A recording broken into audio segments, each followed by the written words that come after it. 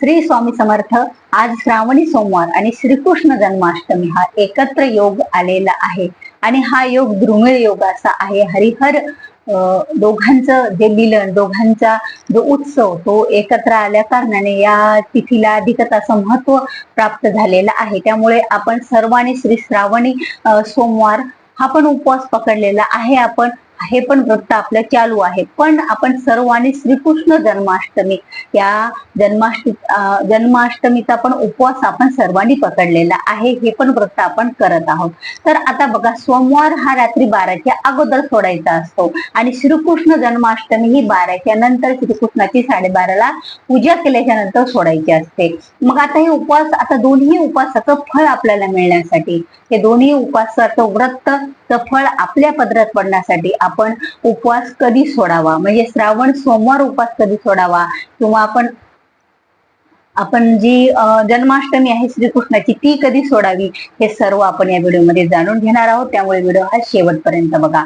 आता बघा, श्रावणी सोमवार, आता तुम्हाला सर्वांनाच माहित आहे, श्रावणी सोमवार म्हटलं तर श्रावणी सोमवाराला फक्त एक वेळाच आपण मीठ खाऊ शकतो, तिखट खाऊ शकतो आणि एक वेळा उपवास मीठ खाल्ल्याच्या नंतर आपला तो उपवास सुटत असतो. त्यामुळे आपण श्रावणी सोमवाराला शक्यतो फलाहार, दूध किंवा एखादे गोड पदार्थ खाऊ शकतो, जे की उपवासाचे असतात ते, आणि एक वेळा जेवण करून हा उपवास आपण सोडत असतो. पण आता आज काय आहे, श्रावणी सोमवारासोबत श्रीकृष्ण जन्माष्टमी पण आहे. आता श्रीकृष्ण जन्माष्टमी असल्या कारणाने आपण दिवसभरामध्ये रात्री 12 वाजेपर्यंत जेवण करू शकणार नाहीत. आता आपण तिखट मग काय म्हणजे जेवण करू शकणार नाही, तर आपण श्रावणी सोमवार मग आपल्याला त्याचं व्रताचं फळ कसं मिळणार, म्हणजे दोन्हीही संयोग एकत्र आलेत पण दोन्हीचे फळ आपल्याला मिळून घ्यायचं आहे.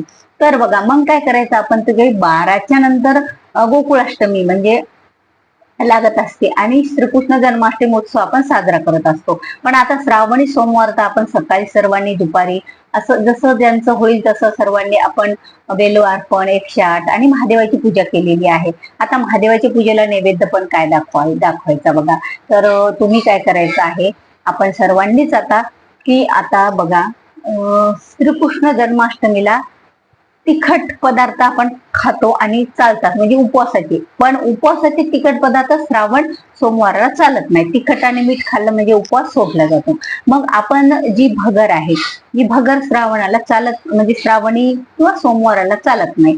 तर मग ज्यावेळेला आपण तिखट भगर, आमटी किंवा भगऱ्याचे भाकरी किंवा एखादी काहीतरी उपवासाची भाजी किंवा भगर, वरीची, असं काहीतरी आपण एखादा पदार्थ तिखट करायचा, जो की शेमे मीठ आणि आपलं तिखट टाकलेलं, आणि त्याचा नैवेद्य आपण महादेवाला रात्री 12च्या अगोदर, म्हणजे आपण सायंकाळपर्यंत दिवे लागण्याच्या वेळेपर्यंत दाखवायचा. आणि त्या वेळेला आपण एक तिखट पदार्थ एकदा खाऊन घ्यायचा, तो उपवासाचा.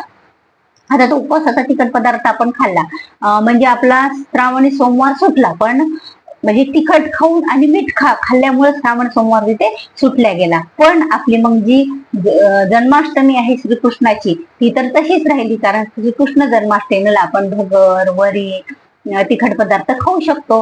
तर त्यामुळे ते तर उपवास आपला मग चालूच राहिला. मग आता रात्री 12च्या नंतर ज्या वेळेला आपण श्रीकृष्ण भगवानची पूजा करणार आहोत, त्यांचा जन्मोत्सव आपण प्रत्येक जण आपल्या घरात किंवा मंदिरामध्ये साजरा करणार आहोत. तर आता प्रत्येक जणांनाच आपण वेगवेगळे पदार्थ त्यासाठी बनवत असतो. श्रीकृष्णाला नैवेद्य पण आपण बनवत असतो. पण हे सर्व बनवताना आपण सुंठवडा पण श्रीकृष्णासाठी ठेवलेलाच असतो. मग ज्या वेळेला आपण श्रीकृष्णाचं पूर्ण म्हणजे अभिषेक, पूजा, पाळणा, आरती हे सर्व झालं, त्यांना नैवेद्य दाखवून झाला, हे सर्व झाल्याच्या नंतर ज्या वेळेला आपण सर्व पूजा आपली संपन्न झाली आणि ज्या वेळेला आपली प्रसाद घेण्याची वेळ येते, त्यावेळेला आपण त्याचे सुंठवडा घ्यायचा फक्त, आणि 12:30च्या नंतर सुंठवडा खायचा. आता सुंठवडा खाल्ल्याच्या नंतर काय होणार की आपला जो जन्माष्टमीचा उपवास आहे श्रीकृष्ण, तो आपला सुटला जाईल तिथे. आणि उद्या सकाळी ज्या वेळेला आपण श्रीकृष्णाला गोकुळाष्टमीचा काही नैवेद्य करून दाखवत असतो, पूर्ण पूजा उचलायच्या अगोदर, कुठे त्याला नाईची पूजा म्हणतात किंवा नाईचा नैवेद्य पण म्हणतात, आणि तो म्हणजे तो आपण दाखवायचा आणि नंतर हे जेवण करायचं. ही झाली एवढी व्यवस्थित पूजा. म्हणजे बघा, ज्यावेळेला आपण सुंटवडा खाला त्यावेळेला श्रीकृष्णांचा आपला उपवास म्हणजे जन्माष्टमीचा सुटला, आणि ज्या वेळेला आपण भगर वरी काहीतरी तिखट पदार्थ मीठ टाकून पदार्थ खाल्ले त्यावेळेला आपला श्रावण पण सोमवार, आणि दोन्ही उपवासाचं फळ काय पडलं आपल्या पदरामध्ये पडलं. आणि श्रीकृष्णाला तो नैवेद्य दाखवायचा आणि महादेवाला अशा प्रकारे आपण नैवेद्य दाखवायचा.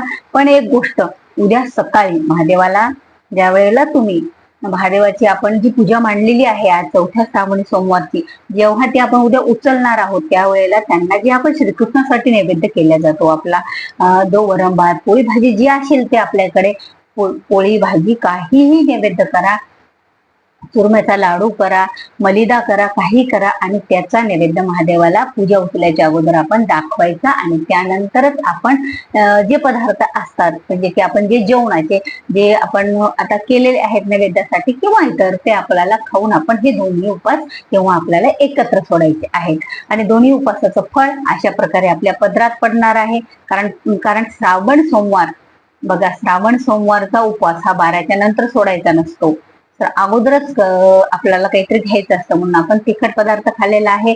आणि त्यानंतर 12च्या नंतर आपण हा पदार्थ खायचा. म्हणजे तो पदार्थ कोणता, तर तो पदार्थ आपला सुंठवडा, आणि तो सुंठवडा खाऊन आपण श्रीकृष्ण जयंतीचा उपवास सोडलेला आहे. आणि नंतर सकाळी आपण दोन्ही उपवास एकत्र सोडलेले. अशा प्रकारे दोन्ही व्रताचं फळ आपल्या पदरात पडतं आणि आपल्याला दोन्ही उपवास आपल्याला घडले जातात, आपल्याकडून ते व्रत होतं. तर अशा प्रकारे आपल्याला रात्री उपवास सोडायचा आहे. तर व्हिडिओ आवडल्यास व्हिडिओ लाईक करा, शेअर करा, नवीन असाल तर सबस्क्राईब करा. झालेली सेवा श्री स्वामी चरणी अर्पण करूया, श्री महादेवाच्या चरणी अर्पण करूया, आणि श्रीकृष्ण त्याच्या चरणी अर्पण करूया. आणि सर्वांनाच माझ्याकडून एकदा श्रीकृष्ण जयंतीच्या आणि श्रावणी चौथ्या सोमवारच्या खूप खूप हार्दिक शुभेच्छा. श्री स्वामी समर्थ.